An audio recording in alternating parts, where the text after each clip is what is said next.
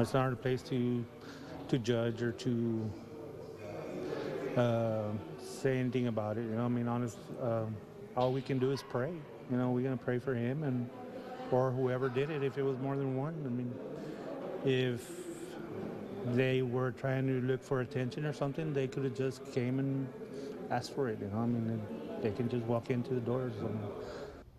Tonight, Rio Grande City police have identified a person of interest in a church vandalism case. The iconic church targeted this morning.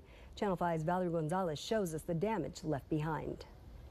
People have been driving by this church all day, and parishioners have stopped by to Immaculate Conception Catholic Church here in Rio Grande City, where this morning it was discovered that it had been vandalized. I'm going to show you what one of the windows looked like when people came by. This window pane that sits now on the floor has a lot of looks like somebody hit it with something. At first it was believed that possibly somebody shot at it, but according to Father Tom, it looks something more like a hammer or an ice pick. They were successful in breaking a lot of other glass. These were glass doors. You can tell there's nothing here, and that goes the same for these other doors. Volunteers have been cleaning up all day. You can see that there's still some sweeping up the mess or vacuuming up. There's a lot of broken glass in the bins here. Father Tom tells us that some of the more costly repairs are going to be to these windows.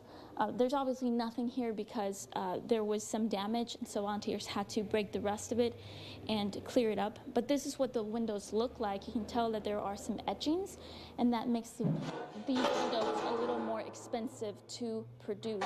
So this might be the more costly repairs. These windows were also broken, and so right now these frames are clear.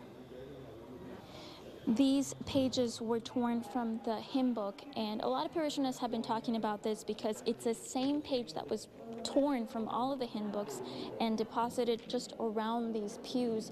There was even some that were crumpled up and left on the altar. So there seems to be a message that was sent by whoever did this, but the message seems to be somewhat unclear. What it does say is bread of the world, and on the other side it says take and eat this bread. These are songs in the hymn book. What you're looking at right now is the concrete filling of these stained glass windows. That's what makes it much harder to break.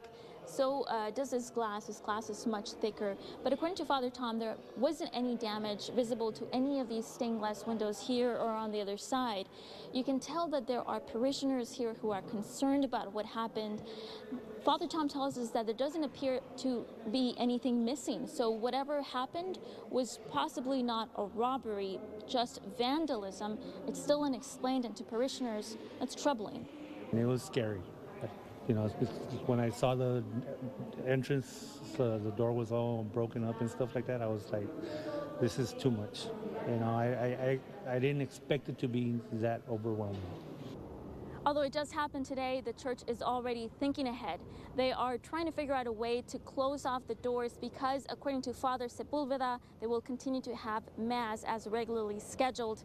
They are asking the community if they witness anything to report it to police, and of course, donations are welcome to help with those repairs. In Rio Grande City, Valerie Gonzalez, Channel 5 News.